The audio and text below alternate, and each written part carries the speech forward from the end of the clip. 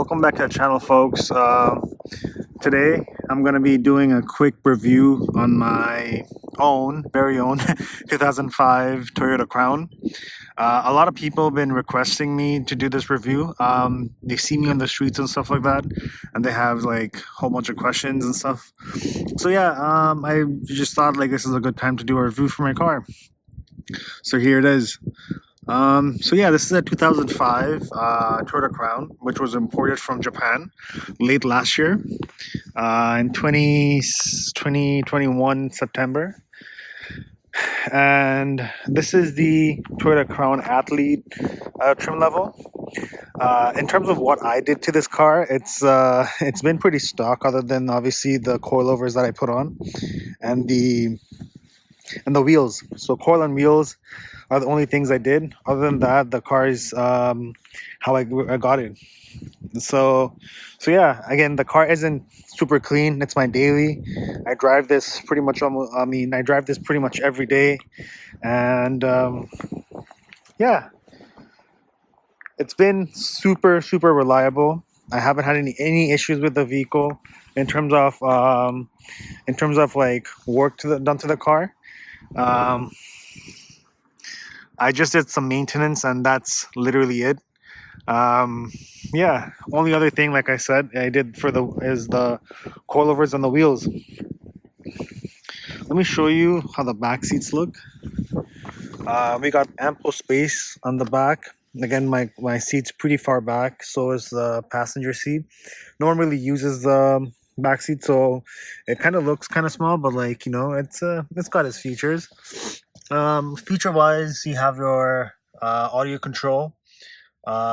Over here also you can put up a shade for the back seat, for the rear windshield. So one thing I wanted to mention for this vehicle was the fronts have no tint on them. The front driver's side and the windshield obviously has no tints on them, but the rear tints are 5% on the back windshield and the passenger compartment windows. So they're 5%. So I was debating if I should tint the fronts to kind of match, but I mean, I don't want to get, again, like, this is a right-hand drive and it comes with this unique issues while driving. So I didn't want to, like, you know, make myself a handicap and whatnot, right? So I might eventually, but like, just for now, I might leave it as it is. Other than that, you can control your passenger seat from over here. So like, if you really wanted to move it up or whatnot, you could do that, right? Other than that, I'll take you guys from the front and give you guys like a driving impression and whatnot. Car. So in order to start this car, we have to put this key fob into a slot, and the wheel comes forward.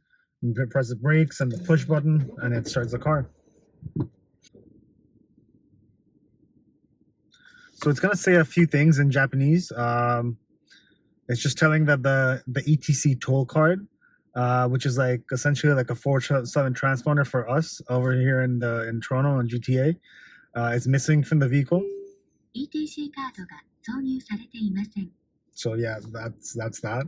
And there's another thing which I haven't really translated back to English, so I don't really know what it says. So here's the infotainment. This is how you control the HVAC. The temperatures are right over here. You press where you want the air to come out of, and how, unlike, you know, if you want low, medium, or high in terms of intensity. You also have the option of auto and stuff like that, but I just have my own setting and stuff. So that's that. And again, this is the navigation.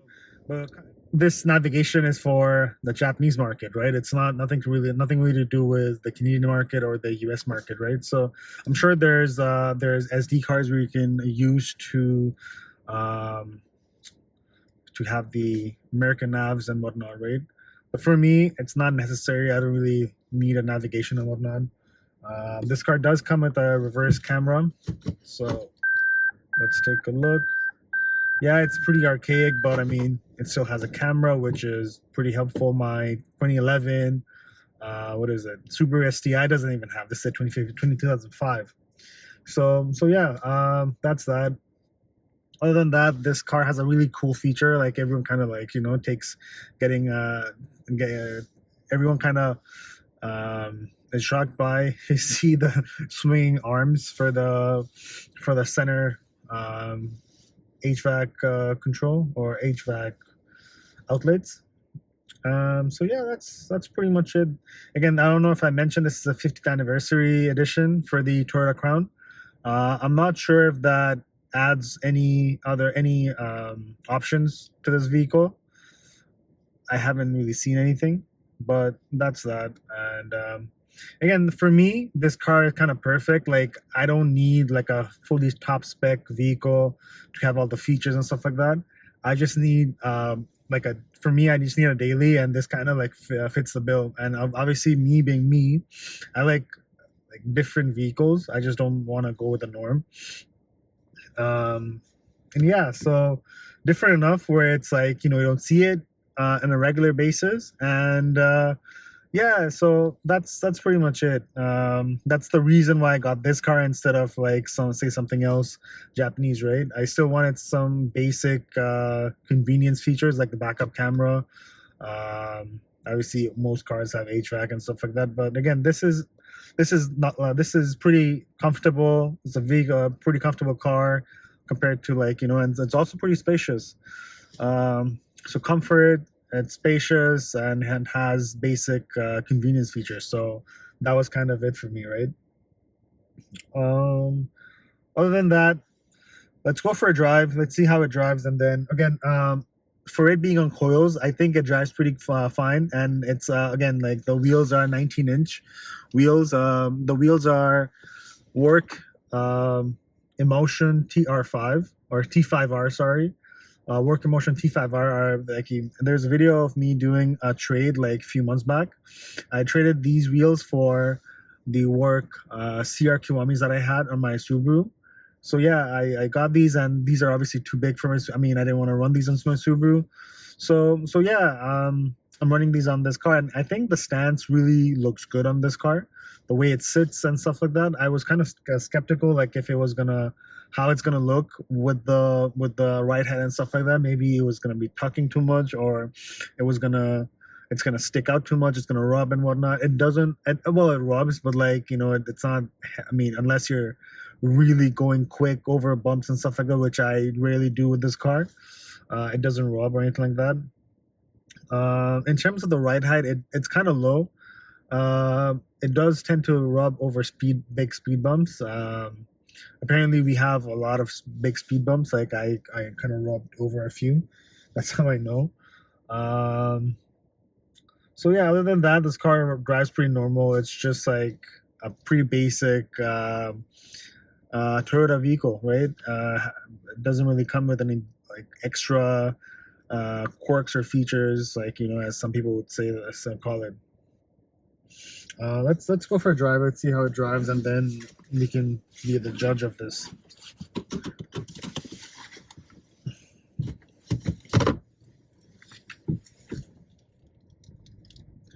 So this being right-hand drive, it took me like 2 days of driving to kind of get used to this vehicle.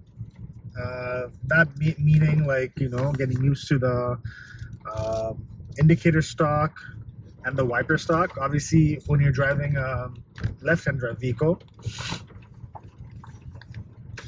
your indicator stock's on the left-hand side, and your wiper stock's on the right-hand side, right? But no, I kind of got used to it now. Yeah, that's pretty much it. There's not a whole lot of learning curve for driving right-hand drive. Only thing you kind of have to look out for is just making left turns and right turns. Obviously, when you're making a left turn, you gotta look past your A pillar and B pillar to see if there's anything coming by. But if it's a right hand turn, like you just kind of look across to your right and see what's going on. That is pretty much it. Other than that, everything's pretty normal. This car drives pretty normal, like it looks pretty normal, like it's not like a huge difference compared to like seeing any other car. Um, yeah, let's.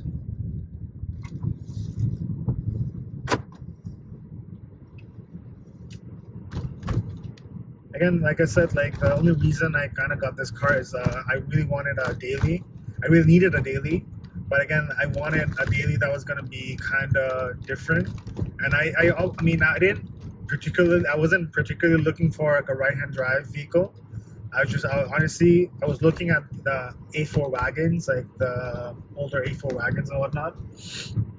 But this kind of popped up. I'm like, this is up my alley. Like I really like Toyotas, from this like big body Toyota, and like obviously it being right hand drive it's kind of my thing. Like I like right hand drive. Like again, I'm into mostly Japanese vehicles. I went to Japan and stuff like that, so it's kind of like, you know, I was like, yes, I'm interested, right? I want to see what this is. So yeah, again, for the price that for the money that I paid for this vehicle, I could have gotten a Skyline, like a 4-door Skyline non-turbo automatic. And again, this being a daily vehicle, I wanted an automatic.